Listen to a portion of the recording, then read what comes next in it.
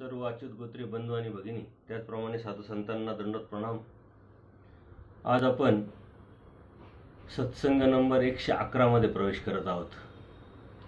गेली अनेक सत्संगापासून आपण परमेश्वरांनी सांगितलेले जे तत्व सिद्धांत, आचार व विचार प्रणाली आहे ती सर्वसाधारण नामधारक वासनिक वर्गाला कशी लागू पडते आणि संसारात राहत असताना सुद्धा धार्मिकतेबरोबर आपण आचाराचा कसा विचार करू शकतो, त्यागाचा कसा विचार करू शकतो आणि ती सवय आपण कशी लावू शकतो या अनुषंगाने चिंतन करत आहोत। कारण इथून मागे आपण आपल्या मनामध्ये एक संभ्रम, एक गैरसमज निर्माण झाला होता की आचार किंवा त्याग हा जो विषय आहे तो आपल्याशी निगडीत नाही। परंतु परमेश्वराच्या परमार्गात आल्यानंतर तो सर्वसाधारण उपदेशी म्हणजे नामधारक असेल, नंतर वासनिक असेल, वासनिकानंतर भिक्षुक असेल, तर ही जी आचार विचार प्रणाली आहे, तत्व सिद्धांत किंवा अभ्यास ज्ञान प्रणाली आहे ती अन्य असतानापासूनच आपल्याला सुरुवात होते। आपण अन्य होतो, सर्व देवता एकत्रच समजत होतो, सर्वांना एक समजत होतो, आपला आत्मा हाच परमात्मा असं समजून आपण भक्ती करत होतो। त्यावेळेस परमेश्वर कृपेने आपल्याला कोणाच्या तरी निमित्ताने परमेश्वरांनी हे ज्ञान समजून सांगितलं, जाणीव करून दिली। कारण परमेश्वराने सांगितलंय की हे जे ज्ञान आहे स्वतःहून जीवाला संभवत नाही। पूजनीय माईम भट 18 पुराण, वेद, शास्त्र सर्व अभ्यास करून आलेले होते, सर्व शास्त्र कोळून पिलेले होते। पण ज्यावेळेस परमेश्वराची त्यांची भेट झाली डोमेग्राम येथे, तेव्हा माईम भटांच्या संदर्भात परमेश्वर बाईसांना सांगतात की जीवाला स्वतःहून ज्ञान संभवत नाही बाई, आणि म्हणून कोणाच्या तरी निमित्ताने परमेश्वर हे ज्ञान आपल्याला त्यांनी दिलं आणि ते ज्ञान समजून घेतल्यानंतर आपण लगेच कृतीवर गेलो। कारण देवता आणि परमेश्वर, जीव आणि परमेश्वर यातला फरक आपल्याला कळाला, आपल्याला समजला, परमेश्वराने बोध दिला आणि आपण जी पहिली कृती केली, जी आचार केला, तो म्हणजे देवता सोडून परमेश्वर भक्तीला आपण लागलो। म्हणजे आपल्या मनामध्ये जी संभ्रम आहे की आपला आणि आचाराचा, आपला आणि त्यागाचा संबंध नाही, तो आपण जर आत्मचिंतन केलं, आत्मपरीक्षण केलं का पाठीमागील आपल्या या पूर्वश्रमामध्ये, पूर्वजन्मामध्ये किंवा पूर्वकर्मामध्ये आपण देवतेला सोडलं, देवता भक्ती सोडली, म्हणजे त्याग केला आणि आचाराच्या अनुषंगाने विचार करून आपण आचार पण करायला लागलो। म्हणजे सर्वसाधारण नामधारक झाल्याबरोबर तो त्याग आणि आचरण हे परमेश्वराला केल्याशिवाय परमेश्वर भक्ती आपल्याला साधता येत नाही किंवा परमेश्वर भक्ती आपल्याला करता येत नाही। परमार्गामध्ये त्याशिवाय आपल्याला प्रवेशच भेटत नाही। म्हणजे आपल्या धर्माचा जो पाया आहे तो त्याग आणि आचार आहे आणि सुरुवातच तिथून होते, हे आपलं लक्षात आलं असेल। मग कालानुक्रमे नंतर आपण भक्ती करायला लागलो। पूर्वश्रमामध्ये आपण अन्य देवतेची भक्ती करत होतो, त्या भक्तीमध्ये आणि ह्या भक्तीमध्ये फरक आहे। त्यावेळेस आठवड्यातून एकदा आपण कधीतरी देवता भक्ती करायचं, ते संस्कार होते, वाडवडील आपल्याला सांगायचे। परंतु इकडे आल्यानंतर आपण सकाळ संध्याकाळ देवपूजा करायला लागलो, स्मरण चिंतन करायला लागलो। नुसतं स्मरण चिंतन करायला नाही लागलो, अभ्यास पण करायला लागलो, ज्ञान घ्यायला लागलो। एक चिकित्सा आपण आपल्या मनामध्ये निर्माण झाली, सत्य काय हे जाणून घेण्याची प्रवृत्ती आपली निर्माण झाली, वासना निर्माण झाली आणि आपण अभ्यास पण करायला लागलो। म्हणजे सुरुवातच आपली त्यागातून, आचरणातून आणि अभ्यासातून झालेली आहे। त्यामुळे फक्त आपण नंतरच्या काळामध्ये त्याच्यामध्ये जो प्रगती करायला पाहिजे होती, जो वेग पकडायला पाहिजे होता, तो वेग न पकडल्यामुळं आपल्या जीवनामध्ये परमार्ग येऊन किंवा आपण परमार्गात येऊन कितीतरी दिवस झाले, ती प्रगती ज्या पद्धतीने व्हायला पाहिजे ती झाली नाही। आणि नंतर परमेश्वराच्या कृपेने कोणाच्या तरी निमित्ताने साधू संत असतील, वासनिक असतील, यातून आपल्याला जाणीव होऊन मग आपण अभ्यासाला सुरुवात केली। कितीतरी सद्भक्त भेटत असतात सत्संगाच्या माध्यमातून। आम्ही 25 वर्ष झाले उपदेश घेतलाय, आम्ही 10 वर्ष झाले उपदेश घेतलाय, परंतु सूत्रपाठ वाचलं नाही, लीळाचरित्र वाचलं नाही, फक्त देवता भक्ती सोडली, परमेश्वर भक्तीला लागलो, सकाळ संध्याकाळ देवपूजा करायला लागलो, कधीतरी स्थान, कधीतरी क्रिया आणि स्मरण। याच्या व्यतिरिक्त ह्या चौकटीच्या बाहेर आम्ही धर्माचा विचार केला नाही। पण धर्म इतका छोटा नाही आहे, धर्माची व्याप्ती खूप मोठी आहे। त्यामुळे त्या पद्धतीने आपण ते कोणाच्या तरी मार्गदर्शनाने करायला पाहिजे, ते आपण केलं नाही. अनेक सद्भक्तांची ही खंत ते बोलून दाखवतात, हे दुःख बोलून दाखवतात. परंतु सद्भक्तांना किंवा मित्रांना, सर्व अच्युत गोत्रीय बंधू आणि भगिनींना मला सांगावंसं वाटतं की वेळ कधीच गेलेली नसते. ज्या वेळेस त्या धर्माची, परमेश्वराच्या मार्गाची आपल्याला जाणीव झाली, तेव्हापासून सुरुवात करणं हे आपल्या जीवनाचं मूळ कर्तव्य आणि ध्येय असलं पाहिजे. जो वेळ गेले त्याचं दुःख करून, जो वेळ गेलो त्याच्यावरतीच विचार करून वेळ दवाडण्यापेक्षा कधीही जेव्हा आपल्याला जमलं, जेव्हा आपल्याला कळालं, जेव्हा आपल्याला जाणीव झाली, तेव्हा सुरुवात करणं हे कधीही गरजेचं असतं. आणि म्हणून आपली सुरुवात झाली हे काही कमी नाही, वेळेत झाली. आपल्या वयानुसार जर विचार केला आपण, तर त्या वयामध्ये आपण ते करायला पाहिजे, ते आपण करतोय. आणि म्हणून त्याग, आचार, अभ्यास हा सर्वांचा विषय आहे. हा काही विशिष्ट वर्गाचा त्याग केल्यानंतर, म्हणजे आपण त्याग ह्या शब्दाचा अर्थ काय घेतो, त्याग म्हणजे संसारातून संन्यास मार्गात जाणं म्हणजे त्याग, पण नाही. आपण सुरुवातच आपली त्यागातून झालेली आहे. फक्त त्या त्यागामध्ये जी वाढ व्हायला पाहिजे होती, जो वेग आपण पकडायला पाहिजे होता, तो आपल्या अन्यथा ज्ञानामुळं, अज्ञानामुळं किंवा योग्य मार्गदर्शन न मिळाल्यामुळं, आपल्याला वेळ आपल्याला न काढता आल्यामुळं किंवा त्याची जाणीव आपल्याला योग्य पद्धतीनं न झाल्यामुळं आपण तो वेळ दवाडला आहे. आणि तो वेळ भरून काढण्यासाठी आज आपल्याला खूप वेग अभ्यासाचा करावा लागणार आहे. परंतु नुसता अभ्यासाचाच वेग वाढवून उपयोग नाहीये, तर तो अभ्यास करत असताना आचाराच्या अनुषंगाने सुद्धा आपण ते विचार केला पाहिजे. कारण जर नुसताच अभ्यास करतोय, आचाराच्या अनुषंगाने विचार करत नसेल, तर तो जो अभ्यास आहे, जे ते ज्ञान आहे, ते परिपक्व होत नाही. कोणती गोष्ट आपण समजून घेतल्यानंतर ती जेव्हा करतो आपण आणि ती केल्यानंतर ती परिपक्वता येते, ती नुसती न केल्याने परिपक्वता येऊ शकत नाही. म्हणजे आचार्य योग्यता, विचारे दृढता, ती दृढता विचाराची निर्माण होण्यासाठी योग्य पद्धतीनं आचार जर आपण केला, तर आचारावरती आपण गेलो, म्हणजेच त्यागावरती आपण गेलो, कृतीवरती आपण गेलो, तर ते ज्ञान जे आपण मिळवलेलं आहे ते अधिक प्रगल्भ होईल, अधिक पक्क होईल, अधिक परिपक्व होईल. आणि म्हणून ज्ञान म्हणजे आचार आहे, ज्ञान म्हणजे त्याग आहे. ज्ञान म्हणजे नुसतं सांगणं, नुसतं ऐकणं म्हणजे नव्हे. 4 शब्द, 4 पदार्थ कळाले, 4 लीळा कळाल्या, 2 दृष्टांत कळाले, 4 सूत्र आपल्याला समजले, याचा अर्थ ज्ञान नव्हे. आपण किती कृती करतोय त्याच्यानुसार ती ज्ञानाची व्याप्ती आणि प्रगल्भता वाढत असते. आणि म्हणून आपण गेली 110 सत्संग आपण जे घेतले, ते अगदी पायरी पायरीनं एका वर्गातून दुसऱ्या वर्गात गेल्यासारखं, दुसऱ्या वर्गातून तिसऱ्या वर्गात गेल्यासारखं आपण तो अभ्यास करत आलेलो आहोत. परंतु आजही मला काही सद्भक्तांच्या बोलण्यातून, प्रतिक्रियेतून जाणवतं की आपण सत्संग ऐकतोय, पण तो सत्संग का ऐकतोय, एक संस्कार आहे, ऐकायला पाहिजे, चांगलं आहे, चला काय हरकत नाही, अशा अनुषंगाने आपण ऐकतोय. पण नाही, त्याच्यामध्ये जर सिरियसता असेल, त्याच्यामध्ये खरंच तुम्हाला प्रगती करायची असेल, त्या प्रगतीच्या अनुषंगाने परमेश्वर प्राप्तीचं जे ध्येय ते आपल्याला गाठायचं असेल, तर आपण कृतीच्या अनुषंगाने विचार करावा लागेल. आपण सत्संग ऐकतोय, सत्संग ऐकत असताना ज्ञान मिळवतोय, सूत्रांचे अर्थ समजून घेतोय, जाणून घेतोय, आणि तरी आपण कर्मकांडातून बाहेर पडत नसेल, तरी आपण अविधीतून बाहेर पडत नसेल, जरी आपण अंधश्रद्धेतून बाहेर पडत नसेल, तर ह्या अभ्यासाला, या ऐकण्याला, ह्या वाचण्याला किंवा ह्या कृतीवर जाण्याला काही अर्थ नाही.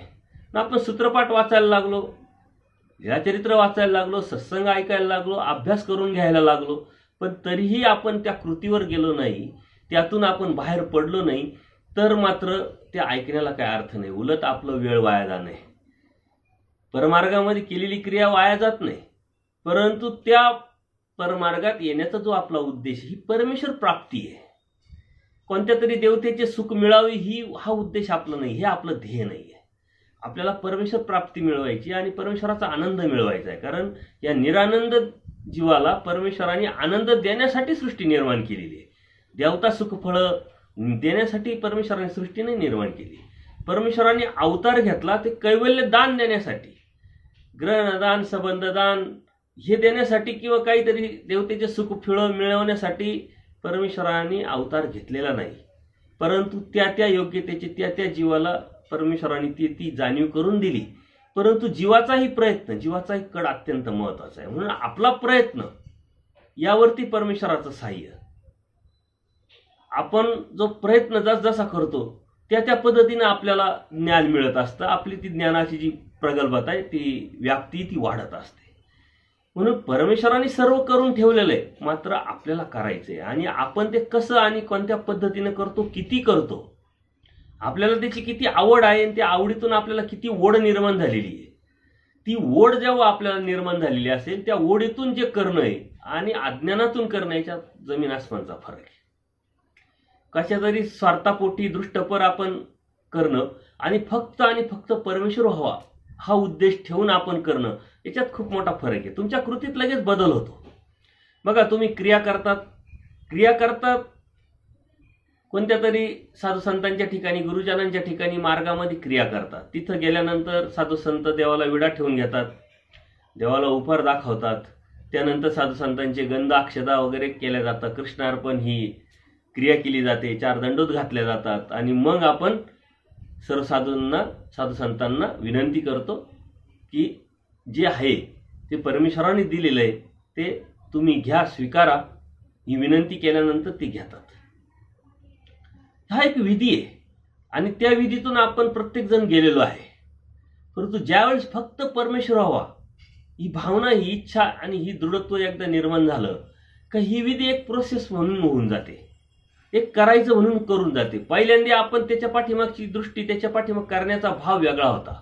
आपले गुरुजन आपल्याकडून का करून घेत होते, ते संस्कार आपल्याला लागावे, तो आपल्याला सवय लागावी आणि जे आपण करतोय ते अत्यंत निष्ठुरपणे, अहेतुकपणे करण्याची बुद्धी आपल्याला निर्माण व्हावी म्हणून साधू संत आपल्याकडून त्या क्रिया करून घेताय, तो संकल्प करून घेताय की आपण परमेश्वराला अर्पण करतोय. बोध नसताना अनेक लोक अनुसरतात आणि ते कोणत्या कोणत्या उद्देशाने अनुसरतात हे आपण एका सत्संगामध्ये बघितलेलं आहे. तसंच ज्ञान नसताना क्रिया करणारे सुद्धा सद्भक्त भरपूर आहे.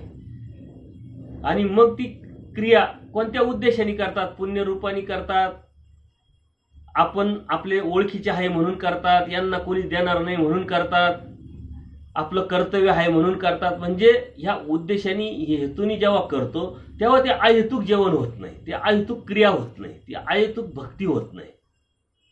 आणि यातून बाहेर पडायचं असेल तर या विधीतून, या कर्मकांडातून आपल्याला बाहेर पडावं लागेल. सारंग पंडिताची मुलगी आहे धानाईसा, छोटं वय आहे, 7-8 वर्षाचं वय, परंतु अत्यंत परमेश्वराविषयी आवड आणि त्या आवडीतून परमेश्वराविषयी वेगळं प्रेम निर्माण झालेलं आहे. ती सारंग पंडिताकडे हट्ट करते की आपल्याला आंब्याचा सीझन आहे आणि देवाला आपल्याला आंबे घेऊन जायचे. तो हट्ट पुरवण्यासाठी सारंग पंडित तिला घेऊन बाजारात जातात. वेरूळला असतात आणि सारंग पंडित ज्यावेळेस जातात तेव्हा हे अंतर 20 ते 25 किलोमीटरचं असतं. तिचा भाव इतका पराकोटीचा असतो, इतका उच्च लेवलचा असतो, इतका शुद्ध आणि पवित्र असतो. तर ती त्या आंब्याला हात लावते, हा माझ्या बाबांना आंबा, हा माझ्या बाईसांना आंबा, हा माझ्या आचार्यांना आंबा. जे ओळखी झालेले असल्यामुळे तिनं त्या नावं घेऊन ते आंब्याचं तिनं ते परडीत टाकलं. परंतु जेव्हा माझ्या बाबांचा आंबा असं म्हटल्यानंतर परमेश्वराचा तो जो भाव आहे तिचा, त्या भाव इतका उत्कट असल्यामुळे परमेश्वराला तो दवडता आला नाही आणि तिथूनच तो आंबा स्वीकारला. हे कोणालाच माहीत नाही. आंबे घेऊन सारंग पंडित आणि धानाईचा देवाकडे येते, देवासमोर ते ठेवल्या जातं. परमेश्वर सुद्धा ते सर्व आंबे उचलून बाईसांकडे देतात आणि सांगतात की आंबरस करा. आता आंबरस करण्याची पद्धत आपण खेडेगावांमध्ये पाहतो. आत्ता मिक्सर आले, पण पूर्वी कसे होते का ते आंबे धुवायचे, लिली करायचे, त्यातून ते वरचं टरफल काढायचं आणि त्यातून पूर्ण रस गाळायचा. ही पद्धत होती. बाईसांनी त्या पद्धतीने सर्व आंबे धुवून त्या प्रक्रियेतून प्रत्येक आंबा एक एक एक एक घेत ती प्रक्रिया केली. परंतु एक असा आंबा होता का त्यातून रसच निघाला नाही, फक्त हवा निघाली. आता बाईसा प्रेमी भक्त, चिकित्सा, उत्सुकता आणि काहीतरी कारण असल्याशिवाय ही क्रिया झाली नाही, ही मानसिकता निर्माण झाल्यामुळे तो आंबा बाईसांनी बाजूला ठेवला. उपहार दाखवला गेला, देवाची पूजा अर्चा करून सर्व दुपारचं जेवण, पिढाहरण सर्वांचं झालेलं आहे. बाईसांनी तो सर्व झाल्यानंतर बाईसांनी तो जो आंबा बाजूला ठेवला होता तो उचलला आणि देवाच्या समोर ठेवला. देव असं दाखवतात तसं काही झालंच नाही. ते म्हणतात बाई काय आहे. मग बाईसांनी सांगितलं की असं असं झालं, यात रसच नाही निघाला, म्हणजे असेल एखादा आंबा असा फेकून द्यावा. पण बाईसांनी हट्ट धरला आणि परमेश्वराला विनंती केल्यानंतर त्याच्या पाठीमागचं कारण देवाने त्यांना सांगितलं की धनाईसाचा भाव इतका उत्कट होता की त्या भावातून तो आंबा तिने उचलल्याबरोबर हा माझ्या बाबांसाठी आंबा, तेव्हाच मी तो स्वीकारला. बाईसा विचारते, तिला प्रश्न पडतो का कसा काय स्वीकारला? तो आंबा कुठं, तुम्ही कुठं, त्याला काही छिद्र नाही, होल नाही, काहीच नाही. म्हणजे अहो आम्हाला काही घेण्यासाठी काही कोणीतरी आलं पाहिजे, संकल्प सोडला पाहिजे, आमच्या समोर आलं पाहिजे, आम्ही तो फोडला पाहिजे, मगच खाल्ला पाहिजे, असं थोडी आहे. निराकार परमेश्वर साकार होतो तसा तो भाव आहे. परमेश्वर भावाचा भुकेला आहे, तो भाव स्वीकारू शकत नाही का? त्यातून परमेश्वराने तो आंबा स्वीकारला. सांगण्याचं तात्पर्य की आपला भाव कसा आहे, आपला हेतू कसा आहे, आपला उद्देश कसा आहे, परमेश्वर प्राप्तीच्या अनुषंगाने जो आपलं ज्ञान आहे त्याची जाणीव कशी आहे, त्याची प्रगल्भता, त्याची विचारधारा किती मोठी आहे, त्या परमेश्वराला आपण कसं जाणवलेलं आहे, कसं जाणून घेतलेलं आहे, आणि त्या परमेश्वराच्या कृपेने सुद्धा आपल्याला तो परमेश्वर कसा जाणवलेला आहे, कसा समजलेला आहे, त्याच्यावरती आपल्या ह्या साऱ्या कृती ठरत असतात. म्हणून नुसते सत्संग ऐकून आपल्या जीवनामध्ये बदल घडणार नाही, नुसता अभ्यास करून आपल्या जीवनामध्ये बदल घडणार नाही. तो हेतू पुरस्कार आपल्याला तो आपल्यातला बदल आपल्याला करून घ्यावा लागेल. त्या बदलाकडे आपल्याला लक्ष द्यावं लागेल. लक्ष देऊन ध्यान देऊन आपल्याला तो हळूहळू बदल करून आपण जर घेतला तरच तो बदल होऊ शकतो. म्हणून कळत न कळत आपल्याकडून धर्मात आल्यानंतर धर्माच्या अनुषंगाने खूप बदल घडलेले, खूप आपण क्षणोक्षणी त्याग आपण केलेले, थोड्या थोड्या गोष्टीचे त्याग केलेले. आपल्या धर्मात हे चालत नाही, ते चालत नाही, असं ऐकून आपण ते सोडलेले. परंतु का चालत नाही त्याच्या पाठीमागचे कारण आणि ज्ञान जर आपण समजून घेतलं तर त्यावरती आपण ठाम होऊ. ज्यावेळेस आपण उपदेश घेतलाय, आपल्याला बोध झालाय, त्यावेळेस आपले गुरुजन आपल्याला सांगतात की तुम्ही उपदेश घेतलाय, आता तुम्हाला या सप्तव्यसनापासून दूर जावं लागेल, तुम्हाला दहाव्याचं खाता येणार नाही, दशक्रियेचं खाता येणार नाही, काही वास्तुशांतीचं खाता येणार नाही, देवतेचा प्रसाद खाता येणार नाही. हे आपण ऐकलं, माझ्या गुरूंनी मला सांगितलंय म्हणून आपण करत पण आलो. परंतु का चालत नाही याचं पाठीमागचं जर मथितार्थ जो आहे तो आपण जर समजून घेतला तर त्यावरती आपण ठाम होऊ. आपलं परमेश्वराच्या प्रती असलेलं प्रेम अधिक दृढ होईल आणि तो परमेश्वरावरची जी भक्ती, आपली समर्थवादावरची जी निष्ठा आहे ती आपोआपच वाढेल. प्रत्येक गोष्टीच्या पाठीमाग काहीतरी कारण असतं, कारणाशिवाय कोणतीच गोष्ट कार्याला येत नाही. हे आपण एकदा समजून घेतलं, जाणून घेतलं तर ते कारण शोधतो आपण, म्हणजे ती चिकित्सा ठेवतो आणि त्या चिकित्सेतून ते समजून घेतो. ते ज्ञान असतं. ते ज्ञान हे कृतीच्या माध्यमात गेलं तर ते ज्ञान पक्व होतं, म्हणजे पक्क होतं. आणि तेच योग्य परिपक्व ज्ञान परमेश्वरापर्यंत आपल्याला घेऊन जात असतं. म्हणून याकडं दुर्लक्ष न करता आपण सत्संग जेव्हा ऐकतो तेव्हा कोणतं सूत्र आपल्याला आवडलं, ते आवडत असताना हे का आवडलं, याच्या पाठीमागचं कारण काय, याच्या पाठीमाग आपण असं वागत होतो का आपण पहिले वागत होतो पण यात बदल आपल्यात झालेला आहे, किंवा आपल्याला आता बदल करून घ्यावा लागेल किंवा करून घेण्याची इच्छा आहे, हे आपण नोट केलं पाहिजे. आणि तशा पद्धतीने प्रतिक्रिया दिल्या तर त्यावरती अधिक प्रकाश आपल्याला टाकता येईल. कारण काही सद्भक्त या काळात भेटले, प्रत्यक्ष अप्रत्यक्ष प्रतिक्रियेच्या माध्यमातून ही गोष्ट जाणवली, सत्संग ऐकतोय, पण त्यातला जो बदल त्यांच्याकडून अपेक्षित आहे तो बदल होताना मात्र दिसला नाही. आणि म्हणून बदल हा खरा धर्म आहे. परमेश्वराला तीच अपेक्षा आहे का आपण बदललं पाहिजे, आणि आपण बदललेलो आहे. मायाच्या तमिभागातून बाहेर पडण्यापासून आपल्यामध्ये जो बदल घडलेला आहे तो खूप जमीन आसमानचा फरक आहे. बदलत आपण इथपर्यंत पोहोचलेलो आहे. आणि परंतु धर्माच्या अनुषंगाने आपला, ऊर्ध्वगतीच्या अनुषंगाने आपला बदल असला पाहिजे. त्या ध्येयापर्यंत जाण्यासाठी आपला बदल असला पाहिजे, हे परमेश्वराला अपेक्षित आहे. आणि तो बदल हा आपल्या कृतीतून, आपल्या बोलण्यातून नाही, आपल्या कृतीतून दिसला पाहिजे. तो कृतीतून दिसणं म्हणजे अप्रत्यक्षरित्या बोलणंच आहे. बघा, 2 अवतार आपल्या समोर आहे. सर्वज्ञ श्री चक्रधर प्रभू अवतार, त्यांनी क्षणोक्षणी, पावलोपावली, गाडोगाडी, गावागावात फिरून जो व्यक्ती येईल त्याला तत्वज्ञान सांगितलं. श्रीमुखीनं जसा योग्यतेचा असेल ते तत्वज्ञान सांगितलं. नुसतं सांगितलंच नाही तर आचार पण करून दाखवला. तेच गोविंद प्रभू बाबाजी आहे.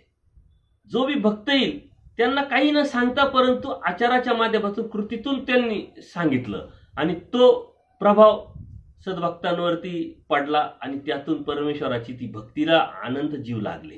अनंत जीवाचा उद्धार परमेश्वराने केलेला आहे.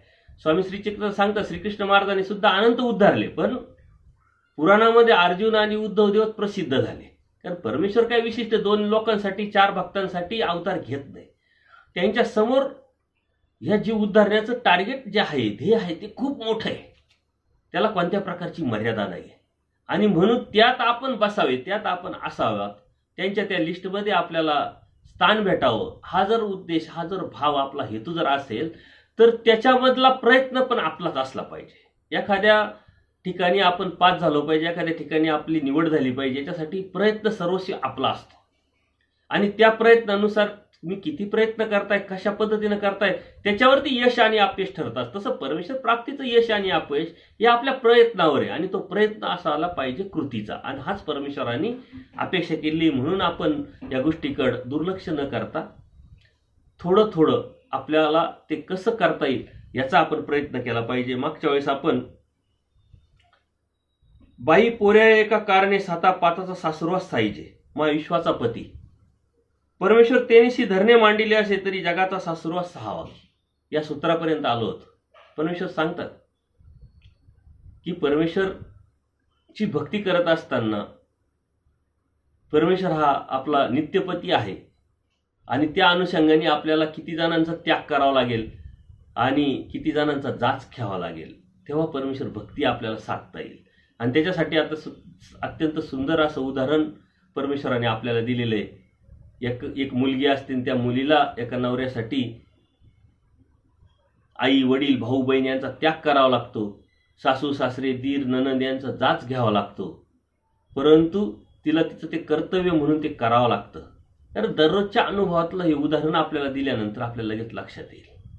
आणि अत्यंत छोट्या प्रसंगानुसार परमेश्वराने हे सांगितलेलं आहे की एकदा पैठण येथे सकाळचा पूजा अवसर झालेला आहे. परमेश्वर बसलेले आणि समोर परमेश्वर बसलेले असताना अनेक जे ब्राह्मण आहे, सद्भक्त आहे, ते परमेश्वराच्या पुढे गर्दी करून बसलेले परमेश्वराचं निरूपण ऐकण्यासाठी.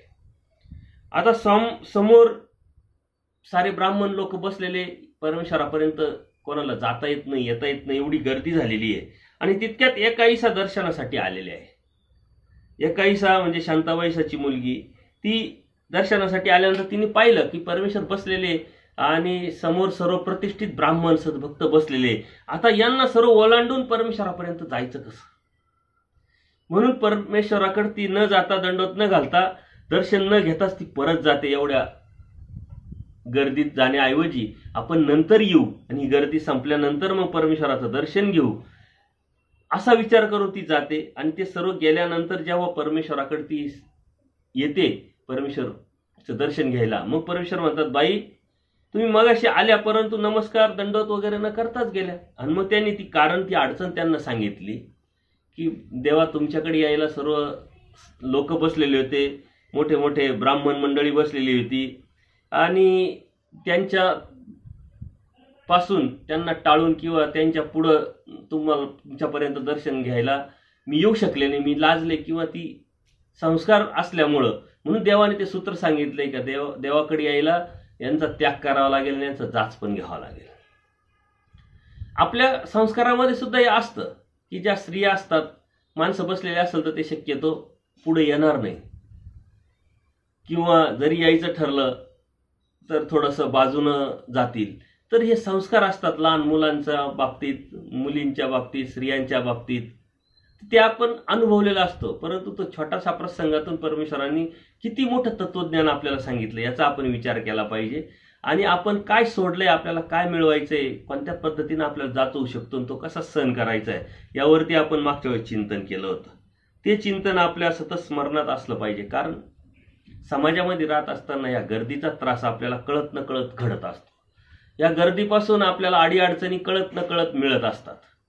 कोणी नावं ठेवतंय, कोणी चेष्टा करतंय, कोणी म्हणतंय तुम्ही खूप धार्मिकता करतात का, तुम्ही खूप मोठे भक्त झाले, तुम्ही खूप मोठे ज्ञानी झाले, तुम्ही खूप मोठे आचारवंत झाले. हेच करत असताना अडथळे पण निर्माण करतात. ते सूत्र जर आपण सतत स्मरणात चिंतनात ठेवलं की परमेश्वराने आपल्याला सांगितलंय आणि हे साहजिक आहे, जर सांगितलंय तर त्रास देणार आहे, देणार आहे तर त्रास होणार आहे आणि त्रास आपल्याला सहन करावा लागणार आहे. पण हे कशासाठी करतोय आपण? आपल्या देवासाठी, आपल्या परमेश्वरासाठी, भक्तीसाठी. त्याच्यामुळे त्याच्याकडे दुर्लक्ष करून आपल्या भक्तीमधला जो प्रवास आहे याचं सातत्य हे आपण सतत ठेवलं पाहिजे, चालत राहिलं पाहिजे, त्याच्याकडे दुर्लक्ष आपण केलं पाहिजे. ऐसे ना म्हणजे किंगा भोज्या प्राणी अशी असुख होय.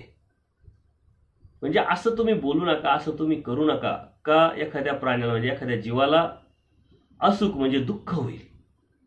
कारण प्रसंग तसाच आहे. कमळ भैरव नावाचे जे अन्य भक्त होते ते शिष्य यांना, त्यांचे जे शिष्य त्यांना घास भरवत होते. गुरुच्या प्रती त्यांचं प्रेम असेल, आपलेपण असेल आणि त्याच वेळेस नेमके भोजे म्हणजे दायंबा जे आहे त्यांना भोजिया देवनी नाव ठेवलेलं होतं. ते बघतात आणि ते हसतात, काय प्रकार आहे, आणि वरून त्यांची टिंगल टावळी करतात का त्यांना भूक लागेल तेव्हा खाईतील, तुम्ही कशाला खाऊ घालताय.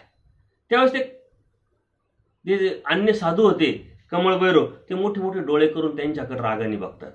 साहजिक आहे, आपला अर्थार्थी संबंध नसताना दोन मित्र असतील, बहीण भाऊ असतील किंवा नवरा बायको असतील, त्यांच्यामध्ये काहीतरी चर्चा होते आणि आपण मधीच काहीतरी तोंड टाकलं किंवा काहीतरी बोललो त्यांना, तर त्यांचा राग आपल्यावरती आपोआप येतो. हे तर अन्य साधू आहे आणि त्या साधूंना त्यांचे शिष्य प्रेमाने आपलेपणाने जीव घालताय, स्वतःच्या हाताने ते घास भरावताय आणि ते नाही नाही म्हणताय आणि यांचा अर्थार्थी संबंध नसताना चेष्टेने त्यांना बोलताय. त्याच्यामुळे परमेश्वर स्पष्ट सांगतात, भोज्या दायंबा असं करू नये.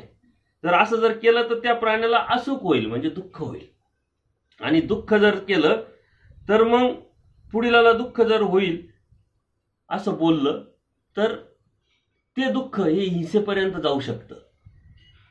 हिंसा आणि एखाद्याचं मन दुखवणं हे सारखंच आहे. एखाद्या व्यक्तीला आपण बोललो, त्याचं सतत मन दुखत राहिलं तर ते अप्रत्यक्षरित्या हिंसा केल्यासारखी आहे. परमेश्वर सांगितलं त्याला मारा परंतु त्याचं मन दुखू नका. कारण जितकं मन दुखवल्यानंतर जितक्या वेळ त्याला ते आठवल तितक्या वेळ त्याचं मारल्यासारखं आहे. आणि म्हणून परमेश्वरांनी आपल्याला अप्रत्यक्षरित्या कोणाचं मन न दुखवण्यासाठी यावरती 2-3 सूत्र पण येऊन गेलेले आहे, त्याच्यावरती आपण चिंतन पण केलेलं आहे. कोणाच्या तरी वैयक्तिक जीवनाविषयी आपल्याला जर बोलण्याचा अधिकार नसताना आपली पात्रता किंवा आपली मर्यादा आपल्याला न ओळखता आल्यामुळं आपण जर बोललो तर नक्कीच तो त्रास होत असतो. जेव्हा जेव्हा ते त्या व्यक्तीला आठवतं त्यावेळेस त्याला दुःख होत राहतं आणि तितकं दोष आपल्याला लागत असतो. आता ती व्यक्ती कोण आहे त्याच्यावरती त्या साऱ्या गोष्टी अवलंबून आहे. साधा नामधारक असेल, वासनिक असेल, ज्ञानी असेल, वेदवंत असेल, बोधवंत असेल, एखादे भिक्षुक असेल, आचारवंत असेल, त्या योग्यतेचे त्या अनुषंगाने ते दुःख आपल्याला प्राप्त होऊ शकतं. म्हणून या दृष्टपर जगामध्ये, भौतिक जगामध्ये सुद्धा ह्या गोष्टी चालत नाही. कारण कोणाला तरी काही जरी बोललो तर आपोआप रोष निर्माण होतो, त्यातून गैरसमज निर्माण होतात, वाद निर्माण होतात, आपण अशांतता होतो आणि आपल्या व्यवहारामध्ये अडचणी येऊ शकतात, आपल्या कुटुंबा जीवनामध्ये सुद्धा अडचणी येऊ शकतात. तर म्हणून कोणाला तरी दुःख होईल असं बोलू नये. अत्यंत महत्वाचा धर्म आपण असा जर सांभाळला, आपण गोड बोलणं परमेश्वर महात्म्याने प्रिय वक्ता होय. जर गोड बोललं तर कोणाला दुःख होण्याचा प्रश्न येत नाही. म्हणून कोणाची तरी टिंगलटावाळी करणं, कोणाची तरी चेष्टा करणं, कोणाच्या तरी वागण्यावरती प्रतिक्रिया देणं, त्या प्रतिक्रियेतून त्यांना दुःख होईल असं वागणं, असं बोलणं हे चुकीचं आहे. आणि हे आपल्याकडून कळत न कळत संसार जीवनामध्ये, भौतिक जीवनामध्ये खूप वेळा होत असतं, कारण नसताना होत असतं. त्यावरती आपण मुरडं घातली पाहिजे, त्यावरती आपण संयम ठेवला पाहिजे आणि त्यापासून आपण दूर राहिलो पाहिजे. अत्यंत छोटा प्रसंग आहे पण परमेश्वरांनी ते तत्वज्ञान खूप मोठं सांगितलं. ऐसे ना म्हणजे की दखलिया पुरुष क्षोभे उपजेल तेवढी काही करा असं म्हणू नका. जर त्यांना क्षोभ आला, राग आला आणि त्यांनी तुमच्यावरती कोप केल्यानंतर तुम्हाला काहीतरी विघ्न केलं किंवा एखादे जे विद्यावंत असतात ते शाप पण देतात, तेव्हा तुम्ही काय कराल म्हटले. कारण तेच विद्यावंत गावात गेले आणि बाजारामध्ये 2 स्त्रिया त्यांच्या ज्या शिष्य आहेत त्यांच्या खांद्यावरती हात ठेवून चालताना ज्यावेळेस भोजियांनी बघितलं, म्हणजे दायंबांनी बघितलं, त्यावेळेस परमेश्वराकडे हेच अन्य साधू होते. परमेश्वरांनी त्यांची मानमान्यता ठेवली, त्यांची पूजा अर्चा करून घेतली भक्तांकरवी, ते दायंबांनी बघितलं होतं. आणि तेच विद्यावंत बाजारात जेव्हा अशा वेगळ्या अवस्थेत पाहिले तेव्हा ते मनात दायंबा म्हटले की बघा, देवाने त्यांची आत्ता एवढी मानमान्यता केली आणि हे इकडं बघा कसे काय करतात. त्यांनी ते मनोमन ऐकलं, समजलं आणि त्यांच्यावरती डोळे वाटारून त्यांच्याकडे रागाने बघायला लागले. हे ज्यावेळेस इकडं आल्यानंतर, दायंबा देवाकडे आल्यानंतर देवाला हे सर्व समजलं होतं. देवाने त्यांना सांगितलं की असं तुम्ही करू नका, कारण जर त्यांचा क्षोभ जर उपजला तर तुम्हाला विघ्न होऊ शकतात, त्रास होऊ शकतो. आणि मग बाईसा त्यांना विचारते की तुम्ही हे कोण आहे साधू का ज्यांना तुम्ही एवढं मानमान्यता दिली, त्यांची पूजा आम्हाला करायला लावली. तर मग देवाने त्यावेळेस सांगितलं की हे जे होते हे चक्रपाणी प्रभूंनी दिलेले विद्यावंत जे आहे त्यातले एक होते. अरे ह्या भक्तांना त्यातलं काहीच ज्ञान नाही, जाणीव नाही. त्यांना असं वाटतं की परमेश्वर आणि ह्या साधूंची का मानमान्यता ठेवतात, आणि ते परत तिकडे गेल्यानंतर आपण फक्त बाह्य अंगाने बघतो, आतला अंग आपल्याला काय माहिती, अंतर्मन आपल्याला काय माहिती. आणि बऱ्याच वेळा आपल्या पाठून असं होतं की बाह्य अंगाने दोन लोक ती बोलतात, आपल्याला असं वाटतं आपल्याविषयीच बोलत असतील, गैरसमज होतो आपला. आपण मनातल्या मनात त्यांच्याविषयी राग निर्माण करतो, त्रागा निर्माण करतो. बाह्य अंगाने आपण बघत असतो. बाह्य अंगाने बघणारे समाजामध्ये अनेक लोक आहे, 99% लोक आहे, आणि त्यावरतीच प्रतिक्रिया देऊन म्हणून वाद निर्माण होतात. धर्म सुद्धा बाह्य अंगाने भरपूर लोक बघतात, पण तत्वज्ञान अभ्यासत नाही, ज्ञान समजून घेत नाही, आणि म्हणून धर्माला नाव ठेवणारे, धर्माची चेष्टा करणारे किंवा धर्माच्या लांब लांब राहणारे आपल्याला बरेच लोक पाहायला भेटतात. कारण ते बाह्य अंगाने बघतात की तुमचा असा धर्म आहे, तिथं इथं असं चालतं, तिथं तसं चालतं, हे मी ऐकलं, ते मी बघितलं. कारण बाह्य अंगाने धर्माचं तत्वज्ञान तसं नाही.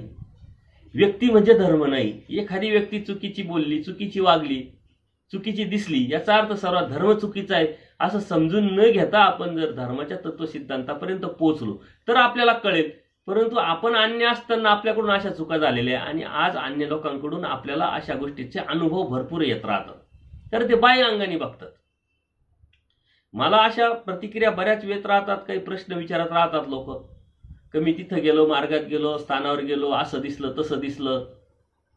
काही अन्य लोक त्यामध्ये असतात, त्यांना जेव्हा समजून सांगितलं जातं की धर्म खराय, देव खराय, तत्वज्ञान खरंय, ते आपल्या मुक्तीचं साधन आहे, त्या अनुषंगाने आपण बघावं, समजून घ्यावं, जाणून घ्यावं. नंतर ती जी गोष्ट आहे त्याकडे पाहण्याची दृष्टी तुमची बदलेल.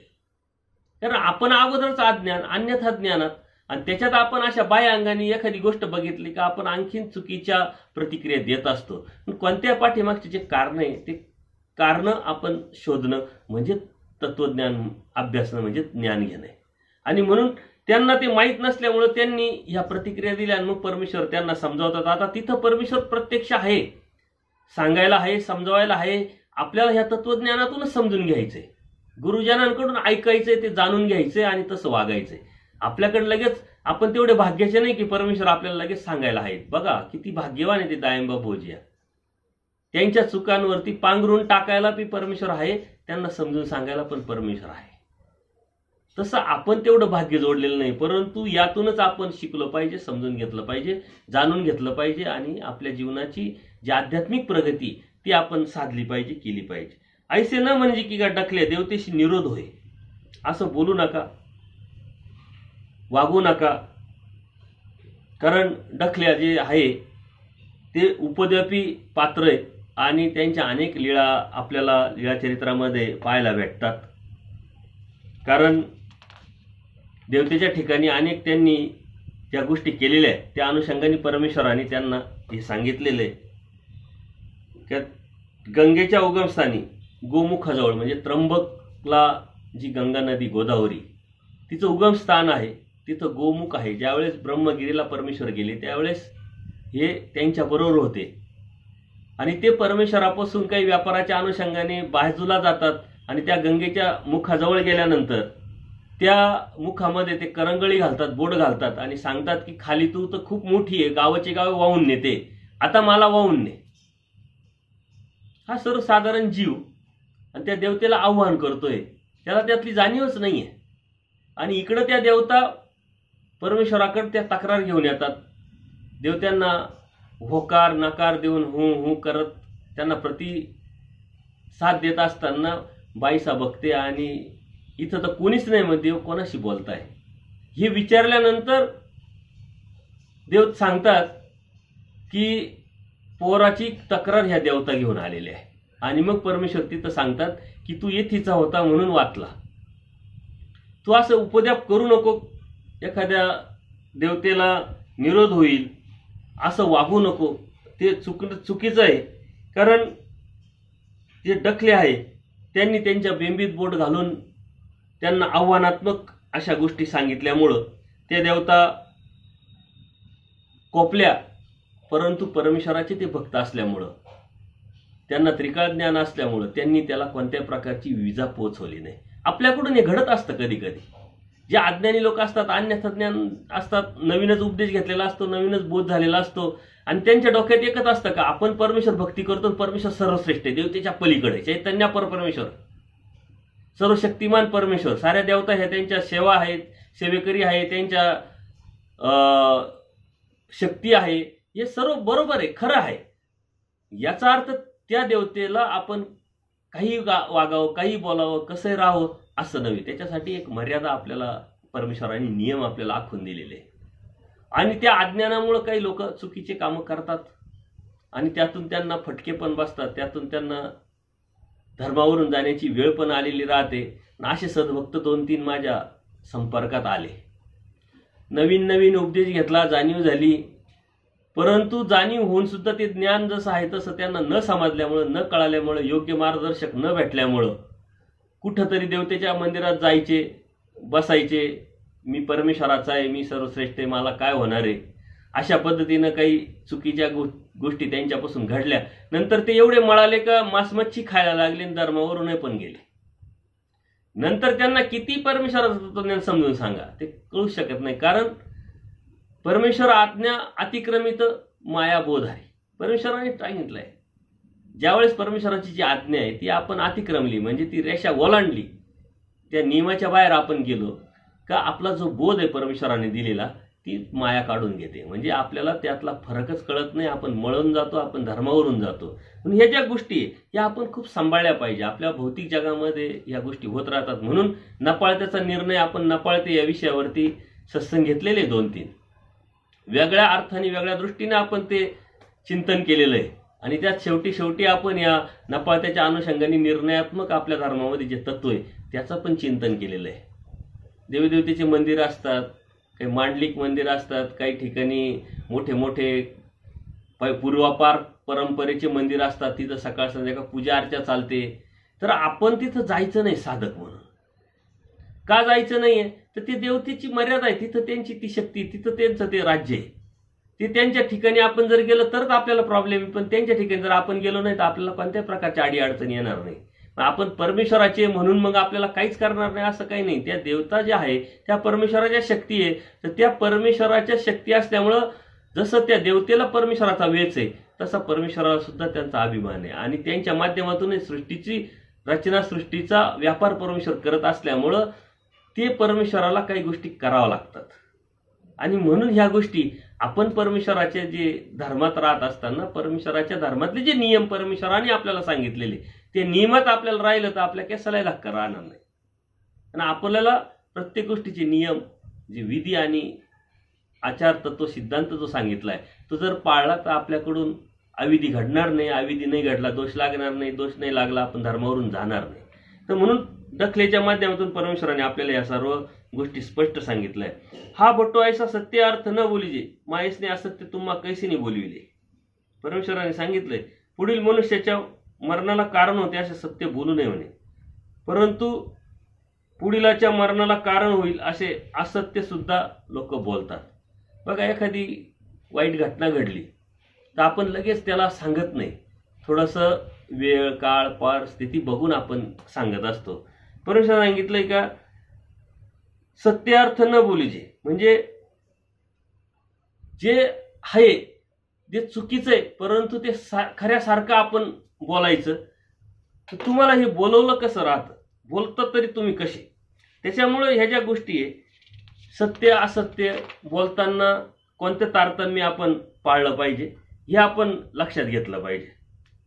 महादेव भक्तांची मागच्याच याच्यामध्ये आपण ती लीला बघितली का खऱ्या अर्थाने ते खोटं होतं. कारण महादेव भक्त प्रेमी भक्त असताना परमेश्वरांनी त्यांना आपेगाव पंचेचाळीस लीळा आहे, त्यांना त्या गावात ठेवलं. परमेश्वरांनी ह्या गावात राहिले आणि ते येणाऱ्या ब्राह्मणाकडे ते दररोज विचारायचे देवाच्या विषयी, कारण ती आवड, तो वेद निर्माण झालेला होता. त्या ब्राह्मणाला उत्सुकता वाटली की हा दररोज विचारतोय, स्त्रीला पुरुषाचा, पुरुषाला स्त्रीची आवड असू शकते, पण ही पुरुषाला पुरुषाची काय आवड, कारण परमेश्वराला त्यांनी जाणलंच नाही. ते भक्ताचा जो भाव आहे ते समजलाच नाही, तेवढी त्याच्यात योग्यताच नव्हती. आणि तो खोटा सचेष्टेने बोलला की तुम्हाला माहित नाही का सर्पदंशाने स्वामी गेले. 3 वेळा विचारल्यानंतर माधव भट्टांनी प्राणत्याग केला. आणि मग परमेश्वर म्हणतात हे तर सत्य नव्हतं, पण सत्य जरी असलं तरी तुम्ही बोलायला नव्हतं पाहिजे. आणि खोटी गोष्ट तुम्ही सत्यासारखे कसे बोलवले, किती मोठं पाप केलं याची तुम्हाला जाणीव नाहीये. आपण कधीतरी असं गमतीनं, चेष्टेने, मस्करीनं बोलतो, खोटं बोलतो, पण त्यातून काय परिणाम होतात याचा विचार न करता जर आपल्याला बोलल्या गेलं तर नक्कीच आपल्याला याचे अनुभव आलेले असतात. त्यातून गैरसमज होतो, त्रास होतो, भांडणं होतात, वाद होतात, आपले जे संबंध, रिलेशन आहे ते तुटून जातात. परमेश्वराने स्पष्ट सांगितलंय एखाद्या चेष्टेने तर खोटं बोलूच नाही, परंतु एखादी खरी जरी गोष्ट असेल परंतु ती चुकीची, वाईट असेल तरी ते बोलू नये. कारण एखाद्या व्यक्तीविषयी आपल्याला चुकीचं समजलेलं राहतं, तर त्यातून त्याच्या जीवनावरती खूप मोठा परिणाम जर होणार असेल तर आपण ते रहस्य म्हणून ठेवलं पाहिजे. परंतु तेवढी योग्यता आपली असली पाहिजे, तेवढी मर्यादा आपल्याला समजली पाहिजे, तेवढे संस्कार पण आपल्याला असले पाहिजे. आपली प्रवृत्ती अशी आहे की नकारात्मक गोष्टी कोणाकडून जरी समजल्या आपल्याला तर त्या खऱ्या की खोट्या याचा सुद्धा आपण विचार करत नाही, आपण लगेच सांगायला सुरुवात करतो. समाजामध्ये ज्या अफवा, गैरसमज हे जे पसरले जातात ते ह्याच प्रवृत्तीतून, ह्याच वृत्तीतून, त्यातून खूप मोठा समाजाला नुकसान पण होत असतं, फटका पण पडत असतो. आपल्या जीवनामध्ये सुद्धा अशा काहीतरी गोष्टी घडत असतात, परंतु आपणही त्यावरती संयम ठेवला पाहिजे. ते म्हणतात ना, कानाने ऐकणं, डोळ्यांनी पाहणं, याच्यात खूप मोठा फरक आहे. तेच माधव भट्टांनी केलं. लोकांनी त्यांना सांगितलं त्यांच्या बहिणीविषयी, परंतु ते म्हणतात तुम्ही सांगितलंय परंतु तुम्ही डोळ्यांनी पाहिलं तर साच. आणि डोळ्यांनी पाहिलं त्यातून अगोदरच यांचं कान भरलेलं असल्यामुळे त्यांनी तो नकारात्मक विचार केला, गैरसमज करून गेला आणि देवावरती त्यांनी खडंग उचलून घेतले.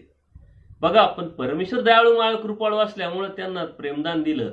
यदा कदाचित त्या योग्यतेचे ते नसते किंवा त्यांच्याकडून कळत न कळत काही गोष्ट घडली असती तर नित्य नरकाला गेले असते, किती मोठ्या दुःखात पडले असते. एक छोटीशी चुकी इकडं प्रेम मिळून दिली आणि एक छोटीशी चुकी त्यांना नित्य नरकात ढकलून देणार होती.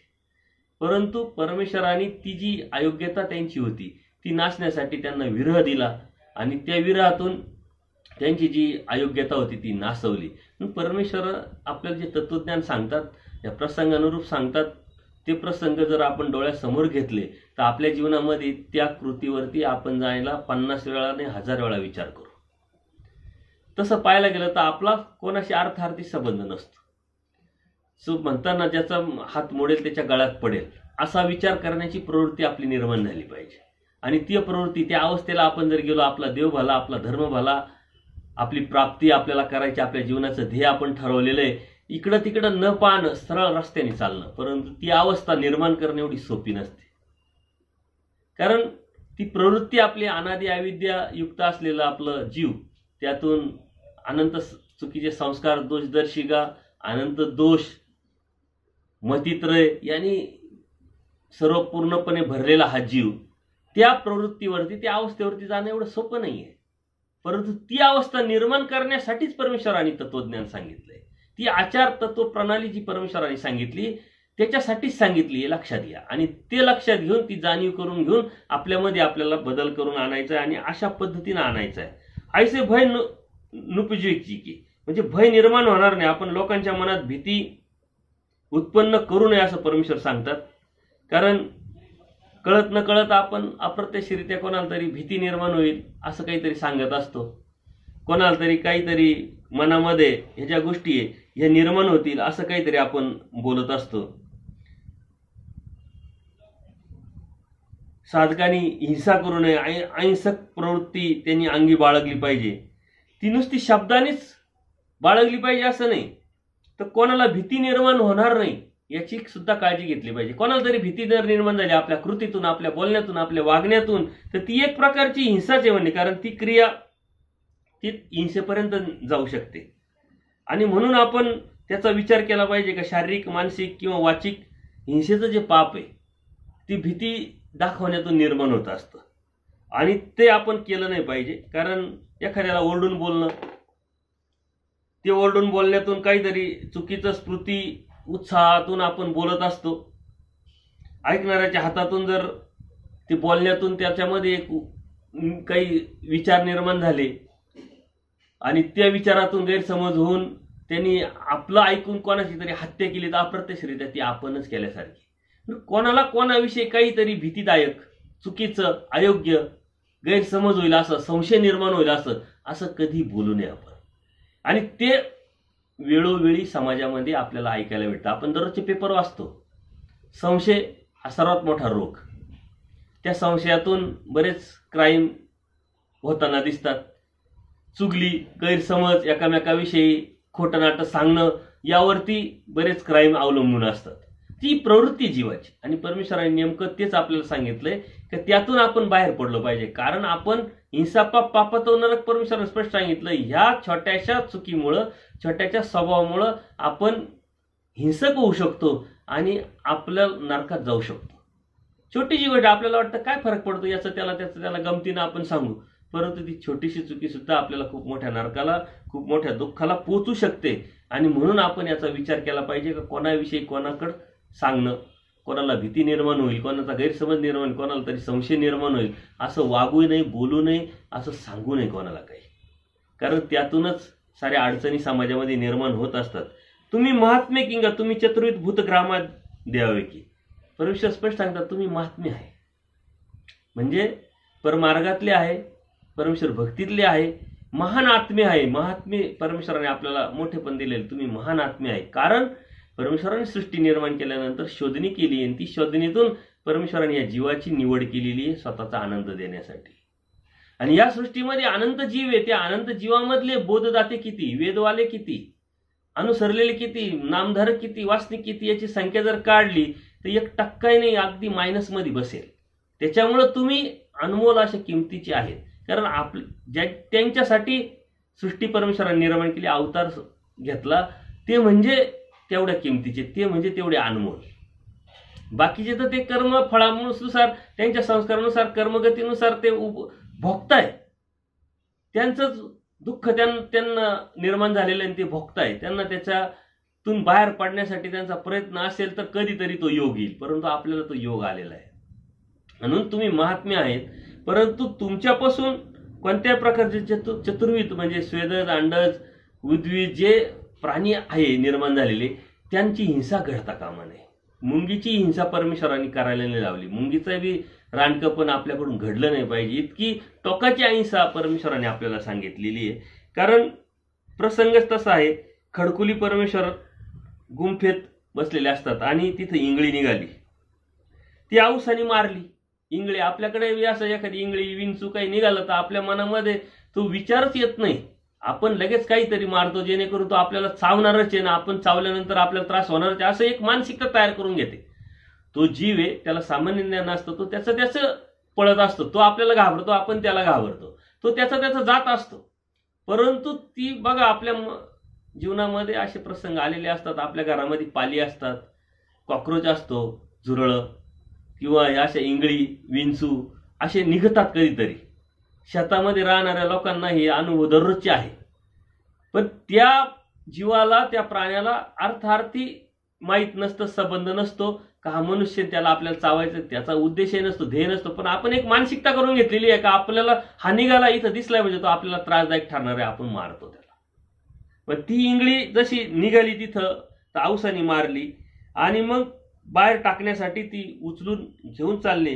त्यावेळेस स्वामी म्हणतात, औसा ही इंगळी का मारलीस म्हणे, तुम्ही का मारलं म्हणे.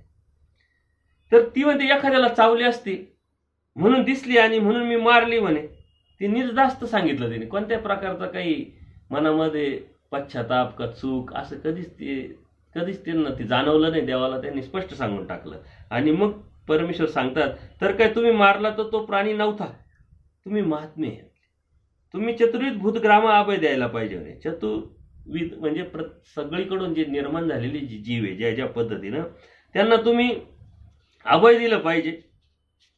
त्यांच्याविषयी तुमच्या मनात वाईट सुद्धा चिंता निर्माण झाली नाही पाहिजे, त्यांच्याविषयी वाईट तुम्ही बोलले नाही पाहिजे, वाईट क्रिया केली नाही पाहिजे. यावरून तुम्ही हिंसा करतात, त्यातूनच तुमची हिंसा होऊ शकते आणि तीच हिंसा पुढं जाऊन तुम्ही ती वाढत वाढत जाऊन नित्य नरकाला जाऊ शकतात. तर हे चुकवण्यासाठी साधकाने अत्यंत बारीक लक्ष देऊन आपण या गोष्टीकडं बघितलं पाहिजे आणि त्या पद्धतीनं आपण या सृष्टीतील जीव मात्र जे आहे तेही परमेश्वराच्याच कृपेनेच त्या कर्मफळात गेलेले. आपणही कधीतरी या चलद्रूप फळामध्ये जाऊन दुःख भोगून आलेलो आहे, स्थावर नरकातून आपण जाऊन आलेलो आहे.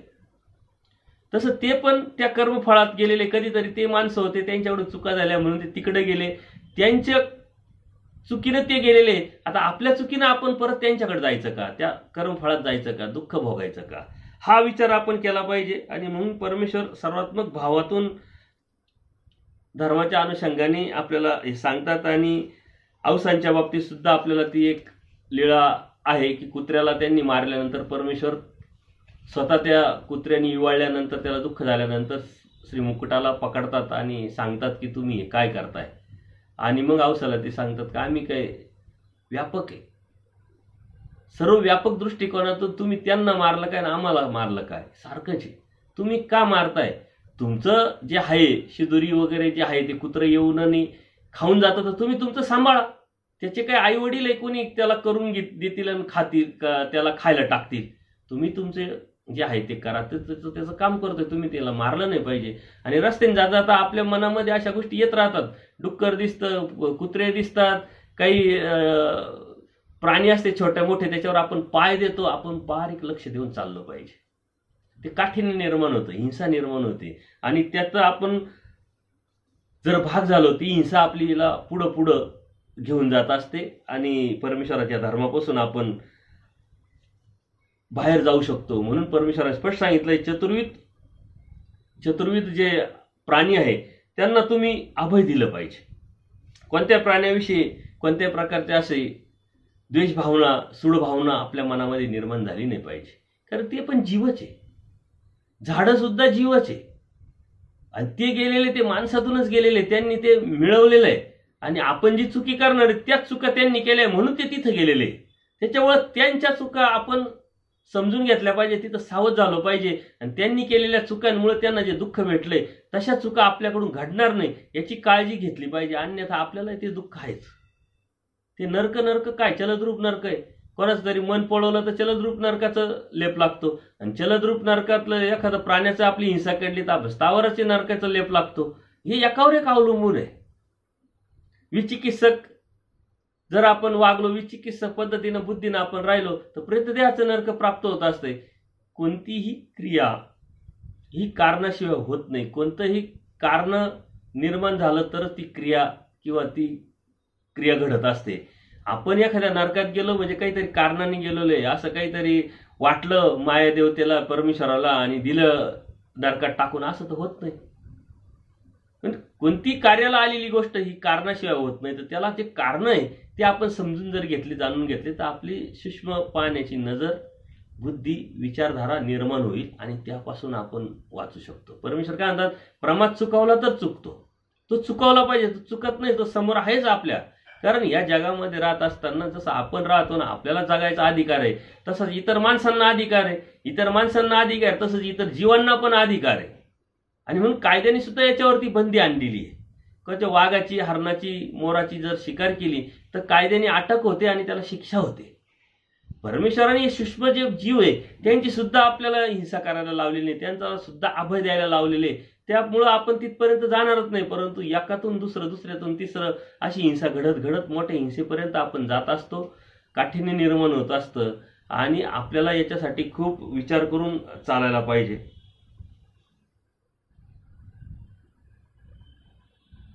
ओकटे केले ऐसे कीजे, ऐसा प्राणी या धर्मापासून काढीजे. म्हणजे कोणाला ईश्वराच्या सेवेपासून काढणे हे महापाप आहे. ओकटे केले म्हणजे चुकीचं जे करणं आहे ते म्हणजे काय, एखाद्या धर्मापासून काढणं, एखाद्या क्रियेला आड येणं, एखादा उपदेश घेत असेल तर त्याला काहीतरी चुकीचं सांगणं, आणि या गोष्टी घडतात. अन्य लोकांकडून शक्यतो घडतात, आणि काही उपदेशी लोक जे अज्ञानी लोक आहेत त्यांच्यापासून सुद्धा घडताना दिसतात. कारण त्यांना त्यातलं नॉलेज नसतं, ज्ञान नसतं.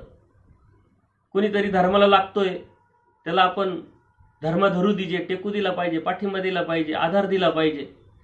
ते सोडून चुकीच्या गोष्टी सांगायच्या, काहीतरी गैरसमज सांगायचे, अन्यथा ज्ञान सांगायचं, किंवा कोणीतरी क्रिया करतंय त्याला आड यायचं, कशाला क्रिया करतो. कोणीतरी स्थानाला निघालं त्याला आड यायचं, कशाला जातो. तर हे जे चुकीचं त्या क्रियेला आड येणं हे अत्यंत चुकीचं आहे. तसं झालं नाही पाहिजे. प्राणी इष्ट आड नाही यायचे, की म्हणजे जे चांगलं आहे परमेश्वरांच्या धर्मामध्ये जे करण्यासारखं आहे तो करतोय, तो आचरण करत असेल, जो क्रिया करत असेल, स्थानाला जात असेल, अभ्यास करत असेल, तर त्याच्या आड आपण आलो नाही पाहिजे. उलट आपण आड येतो, काय खूप मोठा ज्ञानी झाला का, खूप अभ्यास करतो, काय सत्संग ऐकतो, काय अभ्यास करतो, काय नुसत्या तत्वज्ञानावरच बोलतो, काय नुसते स्थानच करायला जातो, काय नुसत्या क्रियाच करतो, काय नुसते पारायणच करतो, असे बोलणारे बरेच लोक असतात. आपण तर करत नाही, आपल्याला त्यातलं समजत नाही, आपण समजून घेतलं नाही, जाणून घेतलं नाही, परंतु दुसरा करतोय तर त्याला नाव ठेवण्याची जी प्रवृत्ती आहे ती प्रत्येकामध्ये असते, आणि असे आपल्याला अनुभव आलेले असतात. त्याच्यामुळे परमेश्वरांनी सांगितलंय की ह्या ज्या क्रिया याच्या आड आपण आलो नाही पाहिजे. कोणाला परमेश्वराच्या सेवेतून काढणं, कोणाला क्रियेला आड येणं हे सर्वात मोठं महापाप आहे. कारण परमेश्वराने सृष्टी त्याच्यासाठी निर्माण केली, परमेश्वराने अवतार त्याच्यासाठी घेतला आहे. हा जे जीव आहे त्या जीवाला धर्म कळावा, परमेश्वर समजावा, आणि त्या धर्माच्या ठिकाणी जाण्यासाठी त्याला कळत न कळत त्याच्याकडून क्रिया घडावी लागते. अहेतुक बुद्धभजन ज्ञानाप्रती साधन, आणि त्याच क्रियेला आपण आड आलो म्हणजे परमेश्वराच्या या सृष्टी रचनेच्या ध्येयाला आड आलो आपण, त्या उद्देशाला आड आलो आपण. म्हणजे किती मोठं महापाप आहे. म्हणून परमेश्वराने त्याला महापाप हा शब्द वापरलेला आहे. तर त्याच्यासाठी परमेश्वराने अवतार घेतलाय, वाडोवाडी फिरलेले. जसं दादोस आहे, आचार्यांच्या आड यायचे, परंतु ते दादोस आचार्यांना निमित्त असलं म्हणून परमेश्वर त्यांना काही करत नव्हते. परमेश्वर लगेच काही करतात का? त्यांच्या परमेश्वराला काही करायची गरजच नसते, आवश्यकताच नसते. कारण त्यांनी जे कर्म केलं त्या कर्मानुसार त्याला ते भेटत असतं. कोणाच्या आड येणं किंवा कोणाला तरी एखादी धार्मिकता तो जर आचरत असेल, करत असेल, तर ते न करण्यासाठी प्रवृत्त होणं हे सर्वात मोठं महापाप आहे. आणि ते आपल्याकडून कळत न कळत कधीतरी होत असतं. कोणी अनुसरणाच्या अनुषंगाने विचार करत असेल तर त्याला चुकीचं सांगणं, कोणी उपदेश घेण्याचा उद्देश असेल तर त्याला चुकीचं सांगणं, ह्या ज्या गोष्टी कोणी क्रियेच्या संदर्भात असेल, ठीक आहे, त्याच्यावरती चिकित्सा ठेवून आपण त्या गोष्टीचा विचार केला पाहिजे. कारण काही चुकीचे अनुभव आपल्याला आलेले असतात, परंतु चुकीचा अनुभव एका व्यक्तीकडून आल्यानंतर सारेच व्यक्तीकडून चुकीचेच अनुभव येतील असं नाही. एका स्थानावर चुकीचा अनुभव आला, एका साधूंकडून चुकीचा अनुभव आला, एखाद्या वास्तविकाकडून चुकीचा अनुभव आला म्हणजे सर्व सारखेच आहे का? त्या अनुभवातून आपण शिकायचं आणि तेवढ्या पुरतं ते मर्यादित ठेवायचं. आणि तो जो करतोय त्याला तो अनुभव येईल आणि तो आपोआप सुधरेल ना. आपण सांगायची काय गरज आहे त्याला? आपल्या अनुभवातून आपण सुधारलो, आपल्याला समजलं, तसं त्याच्या अनुभवातून तो समजेल, तो सुधरेल, त्याच्या चुकीच्या गोष्टीपासून दूर होईल. आपण आपला विनाकारण अनुभव त्याच्यावरती लादून, आपले विचार त्याच्यावरती लादून आपण त्या क्रियेच्या आड येणं, यदा कदाचित होकारात्मक विचार केला तर त्या क्रियेतूनच त्याला जर पुढं परमेश्वर भक्तीची चाल निर्माण होणार असेल तर त्या क्रियेला आपण न कळत आपला अनुभव जोडला आणि आपण त्याला आड आलो तर आपल्याकडून किती कळत न कळत किती मोठं महापाप घडेल. म्हणून होकारात्मक कधी विचार केला पाहिजे धर्मामध्ये. आणि म्हणून अशा चुकीच्या गोष्टीचा विचार, नकारात्मक विचार कोणत्या बाबतीत केला नाही पाहिजे. म्हणजे परमेश्वराच्या सेवेमध्ये एखादी व्यक्ती आहे आणि त्या सेवेतून त्याला काढणं करतात. काही चांगले भक्त असतात, काही स्थानाच्या ठिकाणी सेवा करतात, काही मार्गाच्या ठिकाणी सेवा करतात, काही साधू संतांची सेवा करतात, काही धर्माच्या अनुषंगाने जे जे असेल, जिथं जिथं कार्यक्रम असेल तिथं पळतात. आपण तर काही करत नाही, आपण नावं ठेवणार, त्याला काहीतरी थांबवण्याचा प्रयत्न करणार. बरं, चुकीचा अनुभव, योग्य अनुभव, अयोग्य अनुभव तो त्याचा असतो, त्याच्या विचाराने असतो. तो कोणत्या ध्येयाने ते करतोय त्याच्यानुसार त्याला अनुभव येणं ना. आणि तुमचा ध्येय उद्देश कोणता होता त्याच्यानुसार तू आपला अनुभव आपल्याला माहीत झालेला असतो आणि त्या अनुभवातून आपण सगळीकडे तेच जर नियम लावत राहिलो तर ते चुकीचं आहे. म्हणून आपण या गोष्टी केल्या नाही पाहिजे, थांबवलं पाहिजे. आणि म्हणून कोणाच्याही या धर्माच्या अनुषंगाने जो बी जे करतं ते इष्ट आहे, सर्वात अतिउत्तम, चांगल्यातलं चांगलं. आणि त्याच्या आड येणं म्हणजे सर्वात मोठं महापाप आहे. परमेश्वराने आपल्याला या ज्या गोष्टी सांगितल्या अगदी छोट्याशा प्रसंगानुरूप आपल्याला हे सांगितलेलं असतं, हे तत्वज्ञान आपल्याला समजवलेलं असतं. आणि कळत न कळत आपल्याला असे अनुभव पण आलेले राहतात, येत राहतात. कितीतरी कुठंतरी मी जातो, सत्संग घडतो, सत्संग झाल्यानंतर त्यांना समजून सांगावं लागतं. समजून सांगितल्यानंतर त्यांची योग्यता अयोग्यतेच्यानुसार काही लोक उपदेश घ्यायला तयार होतात. परंतु जे बाकी त्यांच्या घरातले असतात, ज्यांना घ्यायचं नसतं किंवा त्यांना समजलं नसतं ना, ते त्याच्यावरती कुरवडी करतात आणि ते त्यांना थांबवतात. तेच त्यांना नंतर संकट रूपाने पुढे येत राहतं. जे आपण केलेलं आहे ना तेच आपल्याला पुढे येत राहतं. आपण कोणाच्या तरी अडचणीला निर्माण झालो का आपल्याला त्याच अडचणी पुढे येत राहतात. मग आपण म्हणतो का अरे मी काय केलं चुकीचं, काय पाप केलं का मला या अडचणी येतात, काय संकट येतात, माझ्याच वाटेला काय येतं. आपण आज्ञा नसतो, आपल्याला मागचं काय माहीत नसल्यामुळं, माहीत झालेलं नसल्यामुळं आपल्याला तसा प्रश्न पडतो. परंतु जर जाणीव धर्माची जर झाली तर आपल्याला लगेच लक्षात येतं का आपण मागे जन्मात काहीतरी असं केलेलं आहे आणि म्हणून हे आलेलं आहे. त्याच्यावरती मग दुःख करून परमेश्वराचं प्रार्थना करून ते तून बाहेर पडण्याचा आपण प्रयत्न करतो. तर पण ती जाणीव, ती ज्ञान, परमेश्वराच्या समर्थवादावरची निष्ठा आपली असली पाहिजे, तरच त्या गोष्टी होतात.